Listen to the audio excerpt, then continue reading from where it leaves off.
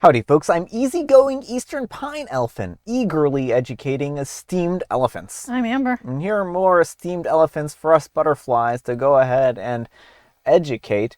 I mean, who would have thought that butterflies made the best teachers for elephants? I mean, they're very similar. They have big flappy ears. Well, I mean, the elephants do, but we kind of do with the wings. Elephants have, all I'm saying is that elephants have butterfly wing ears. We're playing Jumbo here. Is that the movie? Dumbo? Dumbo. Dumbo is the movie name. Let's get started before I embarrass myself further. And folks, we have a live stream coming up on Friday. For more information, please see the end of the video. Let's get started. All right, folks, and our first letter is titled, Am I a Jerk for Pulling Out of Buying a House with My Husband After Finding Out That He Was Planning to Put it in His Name Only? I'm a 30-year-old female and I've been married to my husband, a 35-year-old male, for 3 years, together for 6. We've been saving for a house together for over 2 years. We both work full-time and have been putting money into a joint home fund account. I even picked up extra freelance work on the side to speed things up. We recently found a house that we both loved. During the buying process, I noticed that he was doing a lot of the paperwork and insisted that I didn't need to come to every meeting with a realtor or lawyer because he was handling it. That felt off to me, so I started asking more questions and eventually found out that he was planning to put the house in his name only. When I asked why, he got defensive and said it was just easier and that he made more money anyways, so it was technically more of his investment. I was stunned, and we both contributed, we both planned, and now suddenly I'm not even going to be listed as an owner of the house. He told me that I was overreacting and that he would always take care of me, but that's not the point. I told him that I'm not signing or putting another dollar into a house that's not legally mine too. Now he's upset, saying that I ruined our chance at this house and that I'm making this into a bigger issue than it needs to be. But my gut is telling me something is off. Am I the jerk? All right, folks, what do you think of this? No, absolutely not the jerk. Trust your gut on this. This is very shady. If he wants a house in his name only, he can buy it with his money only. Yeah. But the fact that he is using OP's money Yeah. and being all secretive about this does not feel good at all. He is either actively planning on divorce or sees this as a very strong possibility and wants to make sure OP has no claim on the house. So the only way that this would possibly ruin their chances of getting the house is if he backs out because he refuses to put his wife's name onto this, right? So he kind of is showing his hand right here, right? So like he's saying that this is ruined because OP wants a slice of the pie, right? That's all he's saying. Because it wouldn't be hard to put OP's name onto this paperwork, right? Well, it would be so easy. And that's such a good point is that, yeah, he is literally the one ruining this by being shady and refusing to put his wife's name on there. I mean, all it would have been is like a misunderstanding if it was truly a misunderstanding, right? And then he could have been like, oh, I didn't realize, I wasn't thinking about that. Yeah, you're welcome to come to the meetings and put your name on the paperwork. I was just trying to do what I thought was easiest for everyone here, right? But instead, no, he's throwing a fit and being like, you're ruining this. I had this all planned out. I was just trying to make your life easier, and now you're making everything hard. Don't worry, I'll always take care of you. Yeah, when someone says that, the immediate first thing I do is start worrying. Well, yeah, exactly. Like I personally would separate the money you have in the house fund, separate any joint funds you have, and not buy a house with him for a very long time. I mean, maybe try couples counseling if you want to salvage this relationship. But I mean, honestly, he's at the point of manipulation where I don't know if that's going to be helpful, and it might be best just to leave. Yeah, that is a challenging question right there, because this does feel very manipulative, right? And like the worst thing that you can do is go to therapy with someone who is actually abusive, because it allows them to figure out other ways to abuse you, right? Right, and they can usually, if the therapist isn't well trained in signs of abuse, they can find ways to manipulate the narrative and make you feel like get the therapist to gang up on you too. Yeah. So, the thing is that I don't think that OP is wrong at all. I think that he seems to be very shady, and this is not, OP is right to trust their gut here, right? I mean, I say it a lot on this channel, but, trusting your gut is, really important, because sometimes brain is trying to tell you stuff that you can't necessarily see on your own, right? Yeah, exactly. I mean, we are wired to take in all kinds of inputs, and we can't always put them immediately into words, but sometimes our body knows before we can actually process and figure out what's up. Yeah. And here, like, his accusation is a confession, right? And I just want to kind of say that. Like, a lot of times when people accuse like this, they're actually confessing to their own crime. So his accusation here is absolutely a confession of his own behavior. And I don't think that that can be understated at this point in time. He's claiming that OP is ruining it, but he is literally the only one ruining it. But let me know what you folks think. So anyhow, take care and good luck. And Open Equal 1515 says, absolutely not the jerk. You didn't ruin anything, you protected yourself. He's tried to make a huge financial decision that directly affects both of you without transparency or fairness. The fact that he was doing it behind your back and then downplayed your concerns with the "I'll always take care of you" is a major red flag.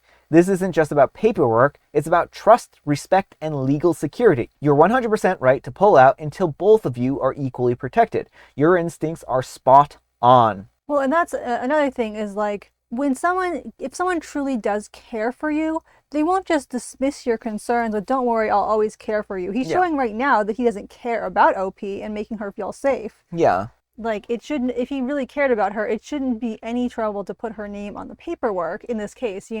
She's an equal contributor, maybe not exactly 50-50, but this is her investment too. And Management Final 3345 says, girl, hurry up and get you to the bank. Remove 50% that is your money from the joint fund so that your husband can't do anything with your money behind your back. If he wants to be petty, you be petty right back. Your money is your sole asset, and he doesn't deserve a dime if this is the way that he thinks. Your money should not be funding some personal asset of his. If you put any money in, then that's a joint asset. And Tiny Taylor 5799 says, red flag. OP, I would withdraw your contributions to said account and file for divorce. For him to feel justified in this matter suggests that he does not value or respect your contributions. Get out and stop wasting time with him. Alright folks, and our next letter is titled, Am I a jerk for refusing to let my future brother-in-law borrow my grandfather's vintage watch for his wedding, even though it's said to bring good luck?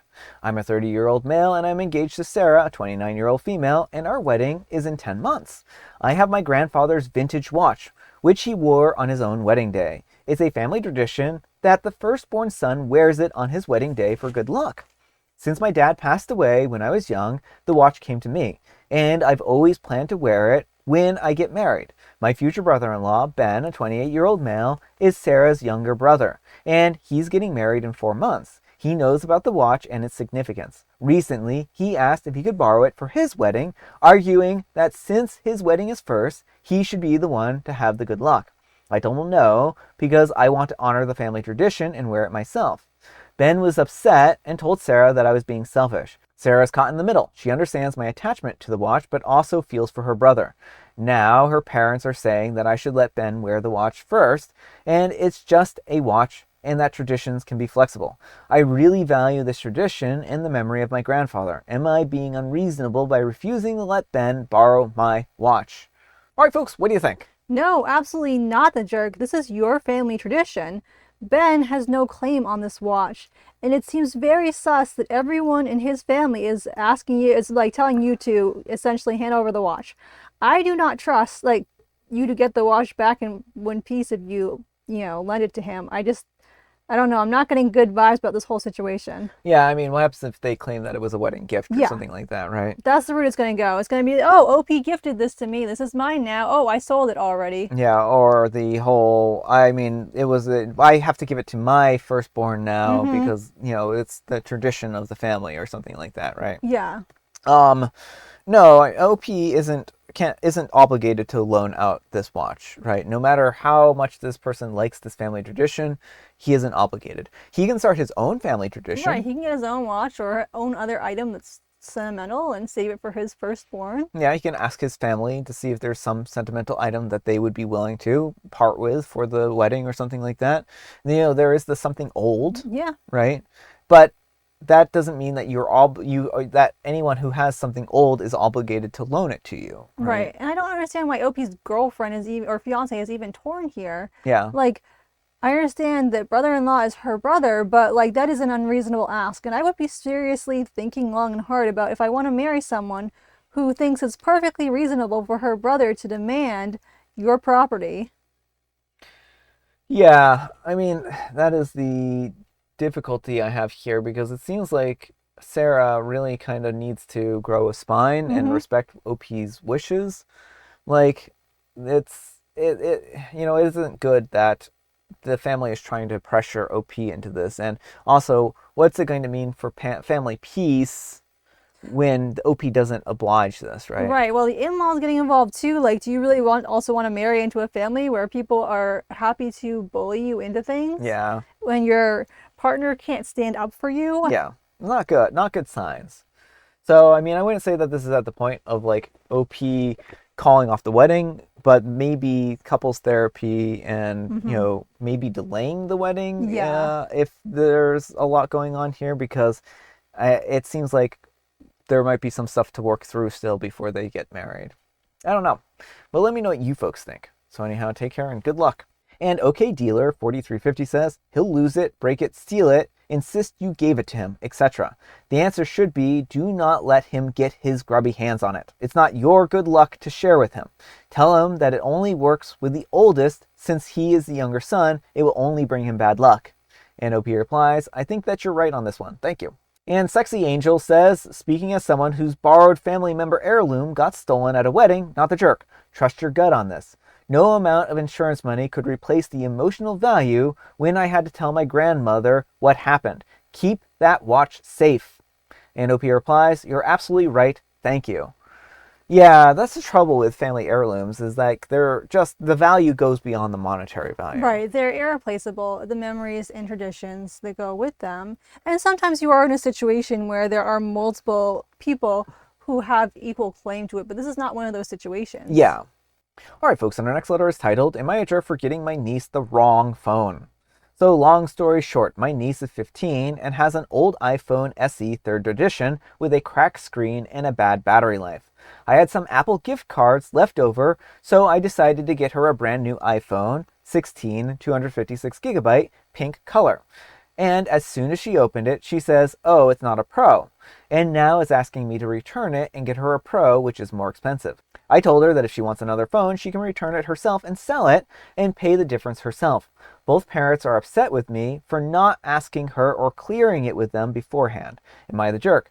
I would think that it would be a great upgrade, but maybe I'm out of the loop for what a proper phone would be for a teenager.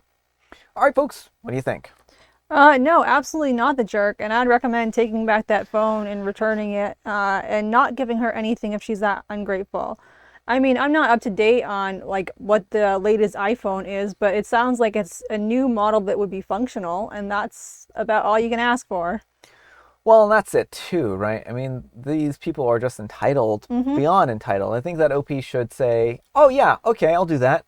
Take the phone, return it, and get their money back." And then when they ask about it, say, "Phone? What phone?" Well, that's the thing is like, yeah, if they want to get her an upgrade, they would have to pay a little bit extra money for an upgrade, but they've got a free phone they could return themselves and then, you know, pay a little extra for an upgrade. Yeah, I don't know. I don't think that OP is in the wrong here at all. I don't see how OP could possibly be in the wrong. Mm-hmm. Like, if OP had gotten them a cheap, bare bones phone, right, to help replace that was better than the, uh, you know, whatever iPhone SE 3rd edition, is, right, that would still be a better phone and would still be, something they should be grateful for, right? Yeah, well, it seems like OP was genuinely trying to help and also like got a really nice phone. Like I Hmm. understand being frustrated that you don't get exactly what you want to a degree, but this goes well beyond like even if OP had given her like an old flip phone, like the polite thing to do would just be like, "Oh, thanks," and then just not use it. Yeah. But just the sheer ingratitude of like, you need to return this and get me the more expensive model. Like she doesn't deserve gifts anymore. Yeah. But let me know what you folks think. So anyhow, take care and good luck. And Not Lucy in the Sky says, you're the jerk. You had $900 in Apple gift cards And OP replies, I had about $500 in Apple gift cards. I don't need a computer, phone, etc., so I don't think that I would have used it for myself. And Earth to Skyward says, everyone's in the wrong. Yes, she should be more grateful, but skipping the parents puts you into jerk territory. Did it occur to you that maybe she had an old damaged phone because they had conditions on her getting a new one? Or they were planning on upgrading it for her birthday? Or that they would have ponied up the difference to get her a Pro? Or.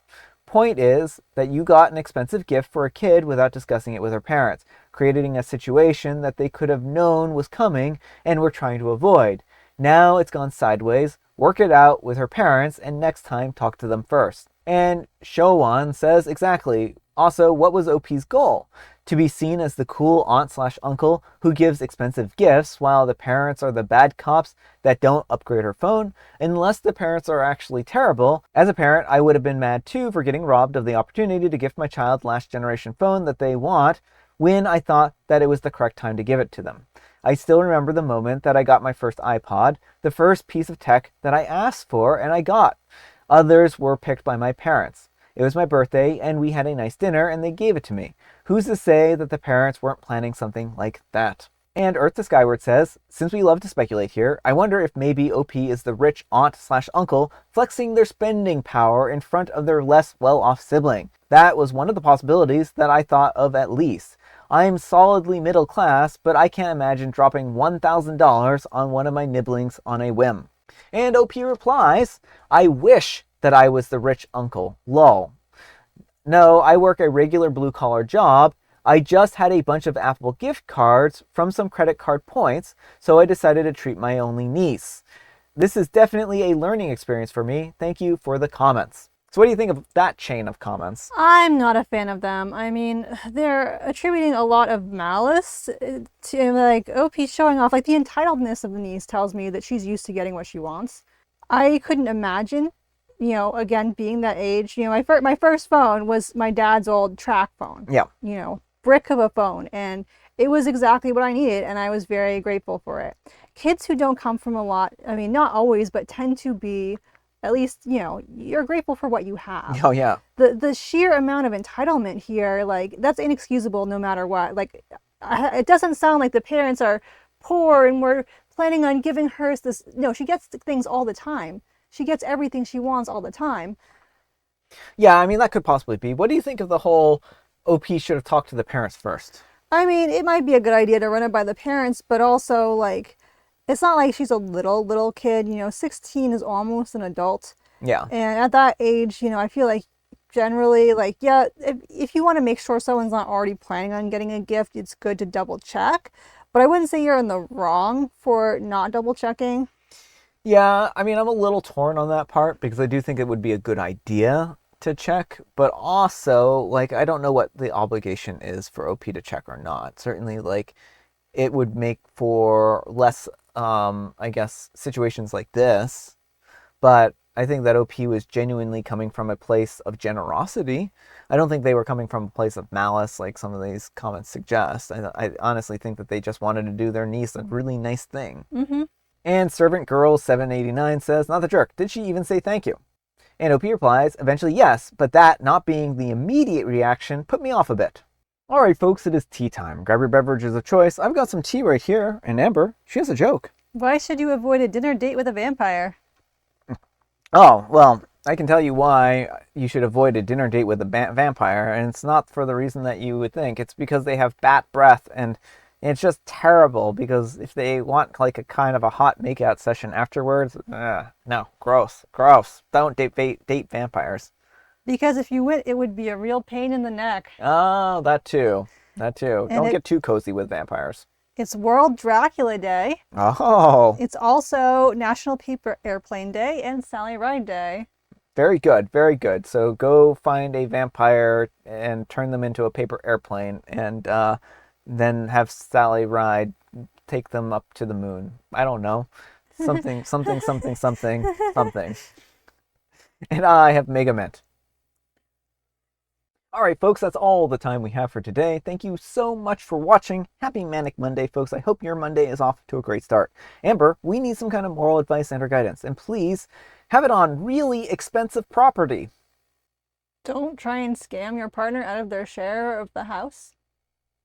Yeah. Yeah, don't do that. Don't do that. But thanks so much for watching, and we'll see you all tomorrow. Bye! Bye.